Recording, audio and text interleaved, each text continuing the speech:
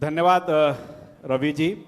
और अब हमारे बीच हैं चर्चा को लेकर शरद सिंह जी, जो बॉलीवुड अभिनेता भी हैं, सिंगर भी हैं, और जिन्होंने माँ नर्मदा की जो माटी के लाल हैं, इन्होंने जो नर्मदांचल है, जो होशंगाबाद से अब नाम बदलकर नर्मदापुरम हो गया है, उसका नाम रोशन किया है। शरद सिंह जी, बहुत बहुत स्वागत है आपका। धन्यवाद आपका। और मैं सबसे पहले न्यूज़ 24 को और पूरी टीम को, पूरे चैनल्स को, जो भी यहाँ पे गेस्ट आए हुए हैं, सभी को प्रणाम करता हूँ और सबका आशीर्वाद चाहता हूँ। जब आपके बारे में हमने जिक्र यहाँ पर किया तो शरद जी, अच्छा वो पंजाब मेल वाले, पंजाब मेल और शरद जी, बड़ा गहरा नाता रहा है। जरा हम कहानी सुनना चाहेंगे। वो कथा है, ये तो कहानी नहीं, कथा है कि पंजाब मेल को आप उतना ही सम्मान देते हैं जितना कि मां नर्मदा को देते हैं। आज भी जब आप स्टेशन से पहुंचते हैं और यदि वहां से पंजाब मेल गुजर रही हो तो जूते खोलकर प्रणाम करने लगते हैं, क्या कथा है? देखिए, ये बहुत पुराने बचपन की बात है। तकरीबन मेरे ख्याल से 25 साल तो हो गया होगा शायद। जब मैं कॉलेज करके निकला तो बचपन से दद्दू मेरी बड़ी इच्छा थी कि मैं जाके मुंबई जाऊं, कुछ काम करूं, एक्टर बनूं। बचपन से मेरा शौक था। और चूंकि शहर बहुत छोटा था, बहुत छोटे से हमने शहर को देखा है, तो बस हमको ये लगता था कि मुंबई कोई भी जाता है तो वो एक्टर बन जाता है या सिंगर बन जाता है। अब मुंबई जाने के लिए उस वक्त पैसे भी नहीं होते थे, कोई गॉडफादर भी नहीं था। तो हमको सिर्फ एक चीज़ पता थी कि एक पंजाब मेल ट्रेन है जो सुबह 7:45 पे आती है मुंबई से और शाम को 5:45 बजे वापस जाती, मुंबई फिरोजपुर दादर तक जाती वो।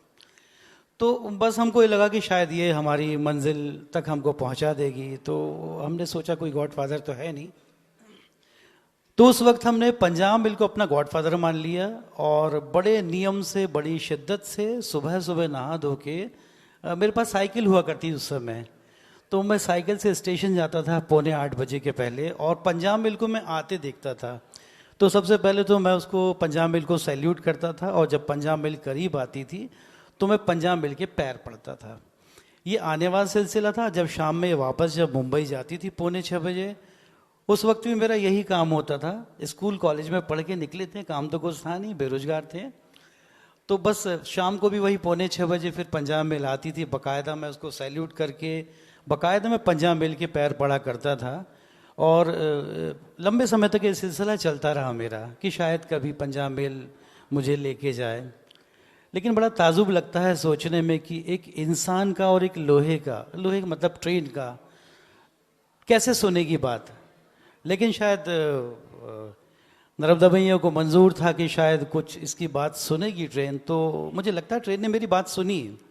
मैं अपने किसी एक पारिवारिक कार्यक्रम में बीना तक जा रहा था, तो सुबह मैं पहली बार पंजाब मेल में बैठा, पहली बार बैठा मैं उसमें। और किस्मत से देखिए, जैसे ही भोपाल क्रॉस हुआ तो मेरे सामने वाली बर्थ में एक ललित पवार थे जो ललितपुर के थे।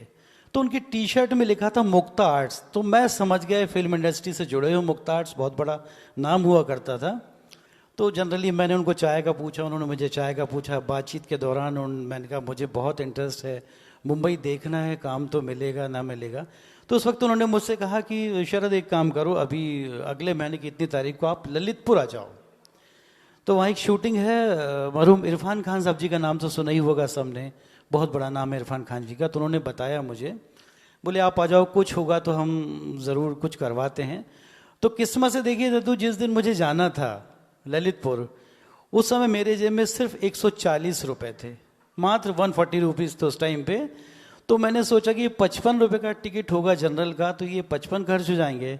तो बोलने में मुझे हिचक शर्म नहीं आती, सच्चाई है। मैं WT गया उस दिन, विदाउट टिकट गया, बाथरूम में घुसे रहा 2 घंटे में, 2 घंटे में घुसे रहा। फिर मैं उतरा वहाँ पे, तो वहाँ देखा तो पहली बार मैंने पूरी शूटिंग देखी, कैमरा, लाइट, ये सब सारा सब कुछ देखा।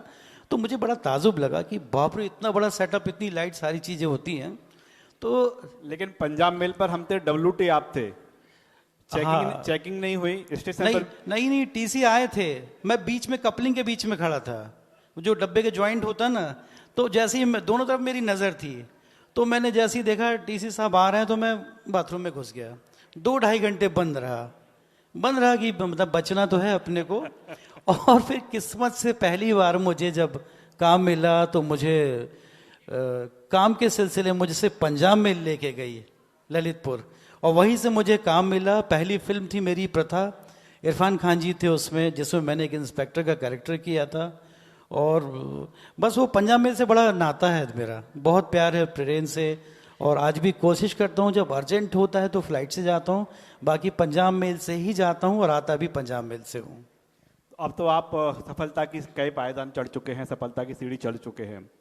कभी भविष्य सुनने को मिलेगा कि नर्मदापुरम की जिस शख्सियत को पंजाब मेल ने एक मुकाम हासिल करवाया, अब वो फिल्म ही बनने जा रही है, नाम है पंजाब मेल? कुछ कह नहीं सकते वक्त का, हो सकता है शायद कुछ हो।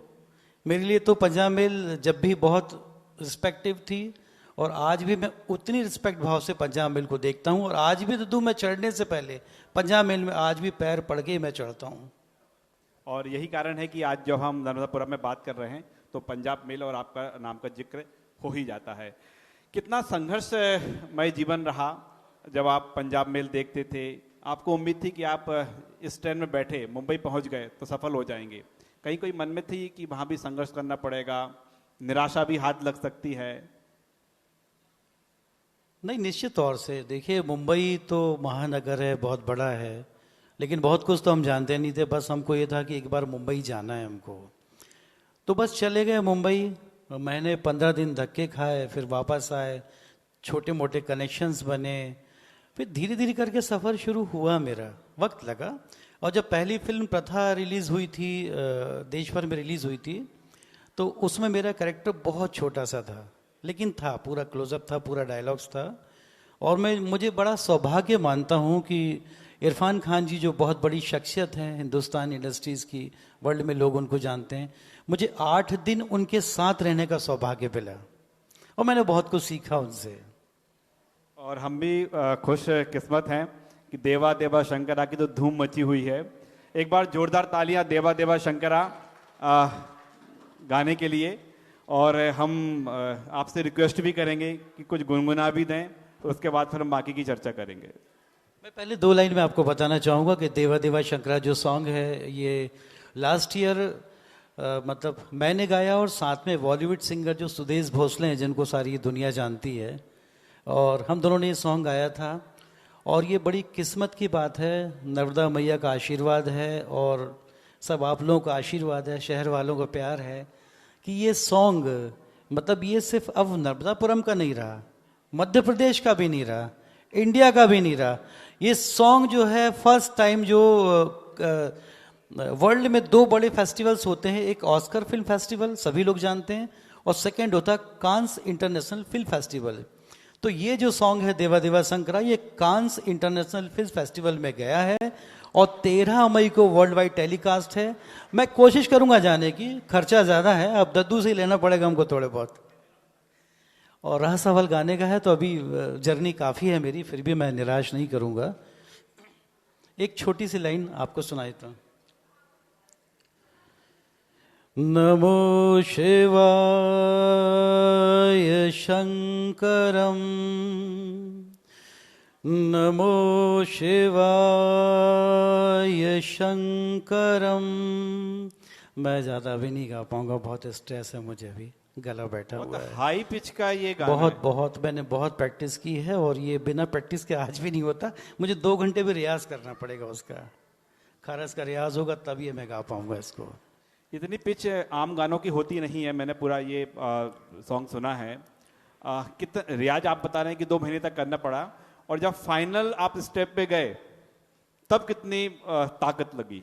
एक बार में रिकॉर्ड नहीं हुआ। मजे की बात तो ये है, फर्स्ट टाइम पे रिकॉर्ड किया था हमने और सुदेश भोसले जी ने उनके स्टूडियो में। जो उसका एडलिब है, स्टार्टिंग है, वो हम दोनों ने साथ में किया था। और चूंकि अंतरा जो था वो बहुत हाई पिच पे था, तो अंतरे के लिए हम लोगों ने रेस्ट लिया, उन्होंने अपना रियाज किया, मैंने मेरा किया, और आखिरकार 2 दिन में फिर ये गाना निकल के आया। आप लोग वैसे इसको सुन सकते हैं कहीं भी, आप देवा देवा शंकरा डालेंगे तो आपको मिल जाएगा। और शिव का तांडव है पूरे सॉन्ग में। और ये हिंदी इंडस्ट्रीज, फिल्म इंडस्ट्रीज का पहला सॉन्ग है जो 100% VFX पे है। आज तक इतना बड़ा सॉन्ग नहीं बना शंकर जी का। तो ये कृपा है महादेव की, नर्मदा मैया की, कि यहाँ तक मुझे लेके आ गए हैं अभी।